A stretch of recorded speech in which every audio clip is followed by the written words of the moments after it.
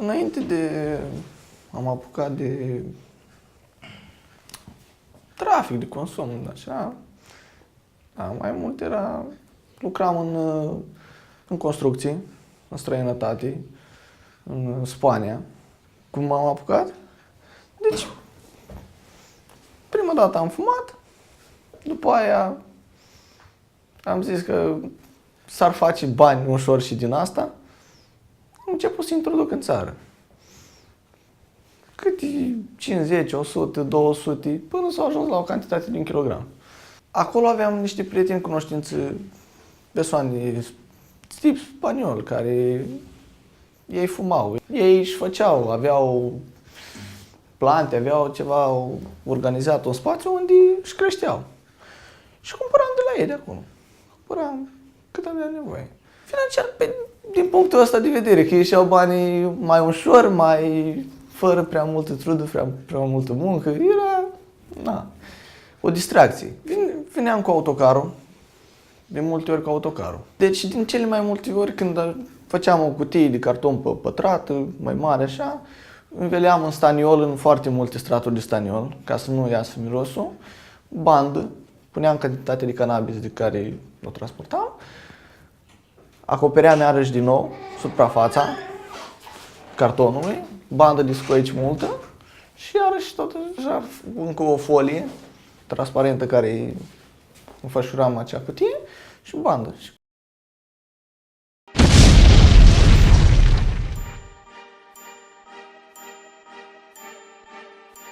What is narcotic trafficking? Narcotic trafficking refers to any illegal activities that cultivate, manufacture, distribute, sell or transport of narcotic drugs and chemical listed drugs. As you can see on the map, narcotic trafficking frequently produced in Asia, which is Thailand and Myanmar, Australia, South America, which is Peru, Bolivia and Paraguay, Central of America, which is Mexico, Costa Rica, Cuba and Puerto Rico, Europe and South Africa, which is Cameroon, Congo, Tanzania and others. Therefore, we will focus on narcotic trafficking in Caribbean Sea, consists of Cuba, Dominican Republic, Puerto Rico, Venezuela, Colombia, Haiti, Mexico, Panama, Costa Rica, Jamaica, Nicaragua, Honduras, and Guatemala. Based on World Drugs Report by United Nations Office on Drugs and Crime, it shows that 850 tons, which is 77.27% of cocaine, were produced in Caribbean Sea, and 300 tons, which is 27.27%, were produced at the rest of the world.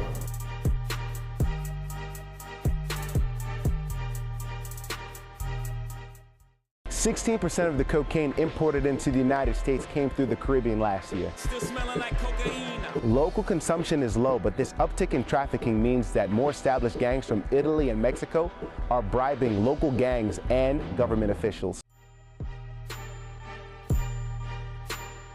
How geographic factor exactly affect the narcotic trafficking in Caribbean?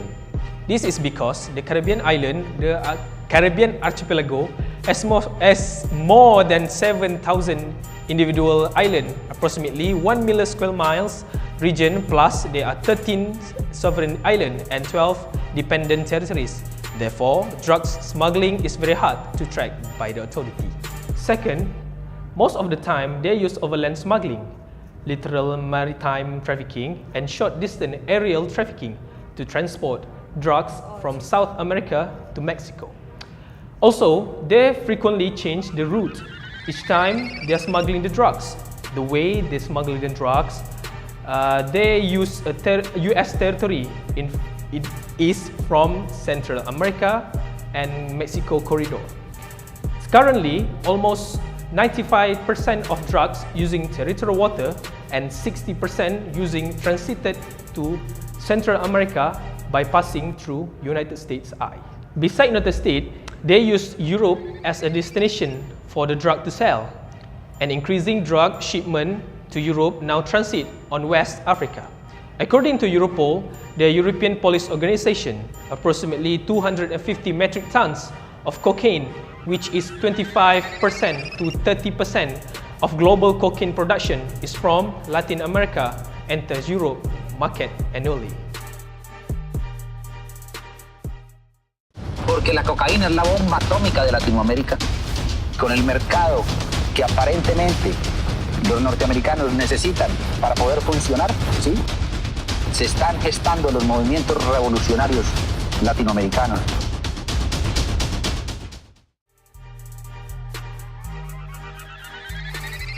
Why US interested to intervene in narcotic trafficking issues? First, the islands of the Eastern Caribbean is the key transit zone for cocaine and heroin. The United States Department's International Narcotics Control Strategy Report (INCRS) has branded the Eastern Caribbean (EC) as a transit point for drug traffickers going to the United States and Europe. Secondly, according to Jonathan Weiner, Deputy Assistant Secretary of State for Law Enforcement and Crime, the Caribbean is a significant drug transit zone because there are lots of harbors, lots of airstrips, and governments without a lot of money. For example, Puerto Rico, into what one drug enforcement agent described as an island under siege. Once drugs enter Puerto Rico, they can be shipped anywhere in the United States without passing through customs. According to the Department of State, early 1980, the Caribbean area had become a major transit route for narcotics smuggled into the United States from South America and was also the largest source of legal and illegal immigrants in the United States. Thirdly, the logistics of drugs in the Caribbean are extremely difficult. This is because United States law enforcement agencies and Caribbean governments, particularly those of the Bahamas and Jamaica, have cooperated actively in combating drug trafficking during the 1980s. All of the United States military aid to Caribbean islands was intended for fighting drug traffickers. October 1986, the Eastern Caribbean states agreed in principle to take joint action against during trafficking by establishing a regional Coast Guard surveillance program. Okay, I got him. Still going straight. Coming up. Support on the south side. Look for some support. There's 2 units on the south side. Rafts in the water. Rafts in the water. You get it? Got 3 rafts coming your way. Got the other rafts coming, Rudy? Got the other 2 rafts.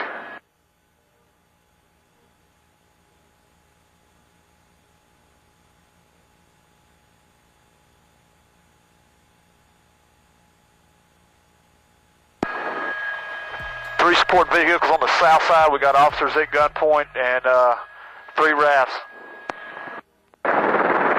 Vehicles on the south have bells too. Got a red Ford, red-white vehicle. They got bales on the south side too. Rafts in the water.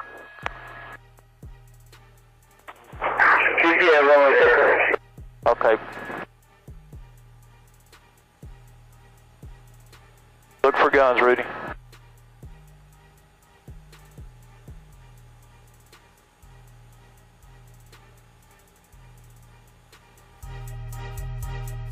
There are a few advantages that impact the drug trafficking at Caribbean Sea. There are two types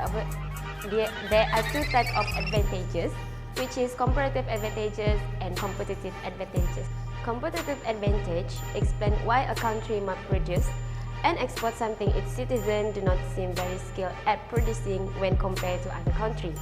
While competitive advantage exists when a country has a product or service that is perceived by its target market customer.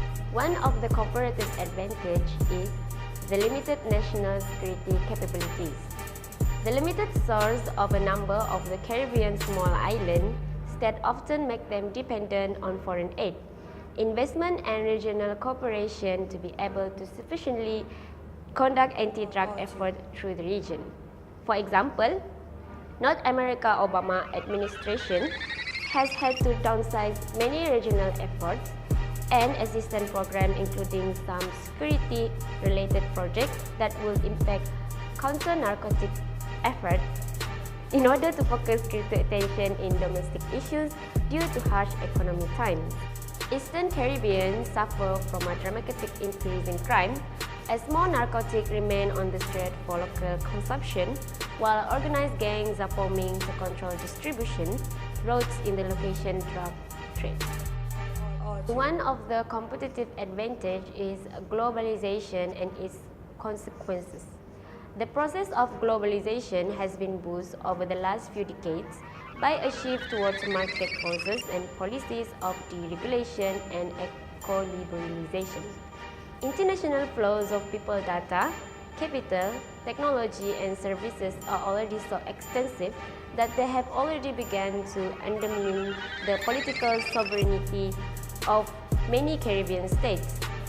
The aids and investment given by the US and European communities toward the anti-narcotic effort of the Caribbean region sometimes translate into technical support, which is also very important to the small island, which have limited resources and capacity, given the fact that most of the illicit substances are destined for the industrialized world. In a conclusion, we already know about geographical factors that influence narcotic trafficking, advantages and disadvantages of countries involved in narcotic trafficking in Caribbean, and the reason why United States interests to intervene in particular issue. Today, the Caribbean is at peace and continues to be strategically important region to the United States and its geopolitical rivals. Currently, the security environment of Caribbean is subject to multiple interacting stresses, influence and potentially transformative events posing significant consequences for the United States and its region. The president pitched the White House plan to combat the opioid crisis during a speech in New Hampshire today, and he took shots at sanctuary cities, drug companies, and weak punishment for drug dealers.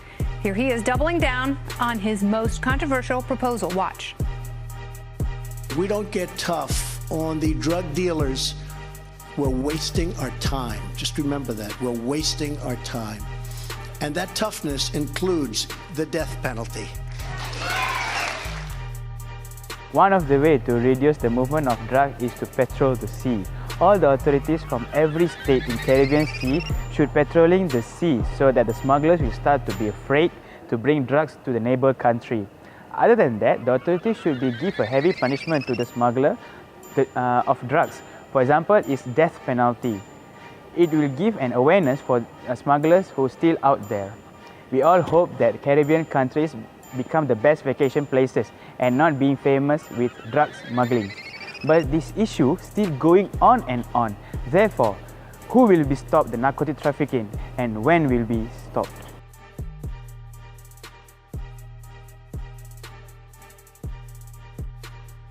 Hey guys, we hope you guys enjoy our video, especially Madam Ain and fellow friends. Especially you, Maurice, Azrul. Watch this. So we hope that you find this video useful and informative for your future. Thank you for watching this video. Finally, we're going to end our session in our video with a code, which is don't do drugs. Bye. Bye.